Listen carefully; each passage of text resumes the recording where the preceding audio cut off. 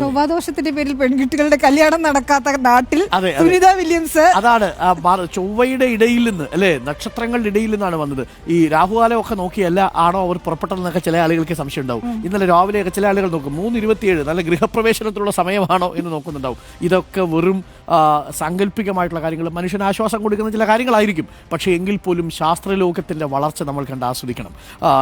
ഇനിയെങ്കിലും കേരളത്തിലുള്ള പ്രിയപ്പെട്ട യുവതീ യുവാക്കളുടെ പ്രത്യേക ശ്രദ്ധയ്ക്ക് ഈ സുനിത വില്യംസിനെയും കൽപ്പന ചൗളയും ഒക്കെ നമ്മുടെ മുൻപിൽ മാതൃകയായിട്ടുണ്ടാവണം.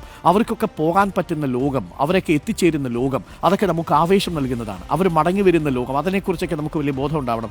എന്നാലും രാഹുവിൻ്റെ ഗുളികൻ അല്ലെങ്കിൽ ഈ പറയുന്ന ശനിയുടെ അപഹാരം തുടങ്ങിയ കഥകളൊക്കെ നമ്മുടെ നാട്ടിൽ നിന്ന് മാറണം. പകരം ശാസ്ത്രബോധത്തിൽ നമ്മൾ ചന്ദ്രനിലേക്കും ശനിയിലേക്കും മാഴ്സിലേക്കും ഒക്കെ യാത്ര ചെയ്യാൻ വേണ്ടി തയ്യാറെടുത്ത് നിൽക്കുന്ന സമൂഹമാണെന്ന് മനസ്സിലാക്കണം. ആ വരവിന് അങ്ങനെ ഒരു വലിയ കഥ കൂടി നമ്മളോട് പറയാനുണ്ട്. അപ്പോൾ എവിടെ ചെന്ന് വീണാലും സുനിത വില്യംസിനെ പോലെ നമുക്ക് തിരിച്ചിറങ്ങി വരാൻ പറ്റും. മസ്കിനെയും ഒക്കെ പോലെയുള്ള ആളുകൾ നമുക്ക് ചുറ്റുമുണ്ട്, എല്ലാ മനുഷ്യരുമുണ്ട്. മസ്കിനെ നമ്മൾ ഒരുപാട് ഹീറോവൽക്കരിക്കുകയല്ല, എങ്കിൽ പോലും ആ എഫേർട്ടിനെ നമുക്ക് അപ്രീഷിയേറ്റ്. സുനിത വില്യംസിന്റെ നിശ്ചയദാർഢ്യം ഉണ്ടല്ലോ, കാരണം ഇത്രയധികം ദിവസം അവിടെ നിന്ന് ഇതുപോലെ ശാരീരിക ബുദ്ധിമുട്ടുകൾ അനുഭവിച്ച് ഇനിയിപ്പോൾ എന്ത് സംഭവിക്കുമെന്ന് അറിയാതെ ജീവനോട് തിരിച്ചു വരുമോ എന്നോ ഉറപ്പില്ലാതെ ഇത്രയധികം ദിവസം അവർ പക്ഷെ വളരെ എൻഗേജ് ചെയ്യുന്നു. ക്രിസ്മസ് ആഘോഷിച്ചു, അവിടെ ദീപാവലി ആഘോഷിച്ചു, താങ്ക്സ് ഗിവിംഗ് ഡേ ഉണ്ടായിരുന്നു, അമേരിക്കൻ ഇലക്ഷന് വോട്ടും ചെയ്തു. അതെ, അതാണ് ഏറ്റവും പ്രധാനപ്പെട്ട കാര്യം.